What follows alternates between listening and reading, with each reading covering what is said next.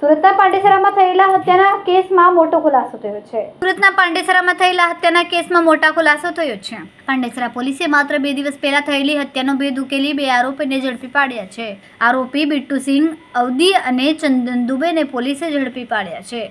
મળતી માહિતી મુજબ મૃતક ભગતસિંહ રાજપૂતની હત્યા માત્ર 50 રૂપિયા પરત લેવાના મુદ્દે કરવામાં આવી હતી. રાત્રિ દરમિયાન કામ પર જતા સમયે રસ્તામાં આરોપીએ રૂપિયા માંગતા બબાલ થઈ હતી અને હુમલો કરી દીધો હતો. ઘટનામાં ભગતસિંહનું મોત નીપજ્યું હતું, જ્યારે તેનો મિત્ર ગંભીર રીતે ઇજાગ્રસ્ત થતા સારવાર માટે હોસ્પિટલ ખસેડવામાં આવ્યો. પાંડેસરા પોલીસે હત્યાનો ગુનો નોંધીને તપાસ હાથ ધરી છે. શહેરના ઇન્ડસ્ટ્રીઝ વિસ્તારમાં કારીગરો પાસે મોબાઈલ કે રૂપિયા માંગવા બાબતે વારંવાર મારામારી કે હત્યા સુધીની ઘટનાઓ સર્જાતી હોવાની પોલીસે નોંધ લીધી છે. હત્યાના આરોપી ઝડપી પાડવામાં આવે છે. શું વિગત?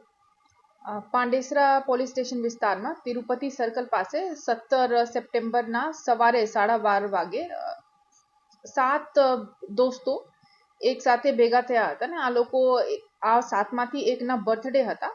તો આ માટે પાર્ટી કરવા માટે એક હોટેલના રૂમ બાબતે આ લોકોની કંઈ માથાકૂટ થઈ હતી કે અમને તમે 50 રૂપિયા આપી છે તો 50 રૂપિયા પરત કરો. આ બાબતની લડાઈમાં આપસમાં એકને બીજાના મર્ડર કરી નાખ્યા અને બીજાને પણ ચોટ લાગી છે. તો આ બાબતની ગુના પાંડેસરા પોલીસ સ્ટેશનમાં દાખલ કરી છે.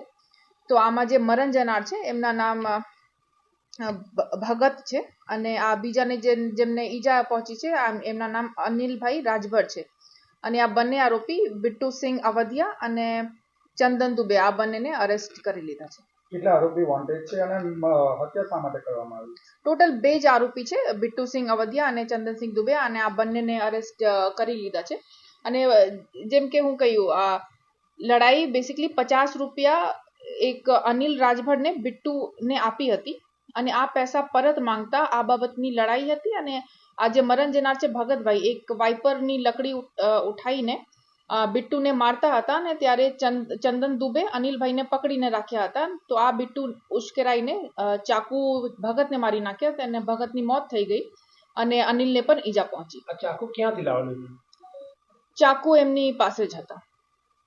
મેમ, બર્થડે ક્યારે હતું, કોનું હતું અને કઈ રીતે આ સામાન્ય બાબતમાં વધારે બોલાચાલી થઈ અને બંને જણા શું કરે?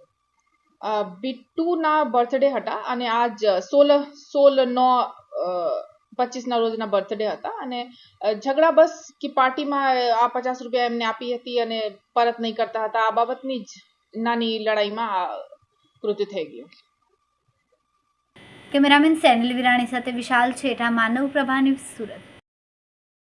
અમારા વિડિયોની નવી અપડેટ મેળવવા માટે સબસ્ક્રાઇબ કરો માનવ પ્રભા ન્યૂઝ ચેનલને. બેલ આઇકન ક્લિક કરો લેટેસ્ટ વિડીયો સૌથી પહેલા મેળવવા માટે.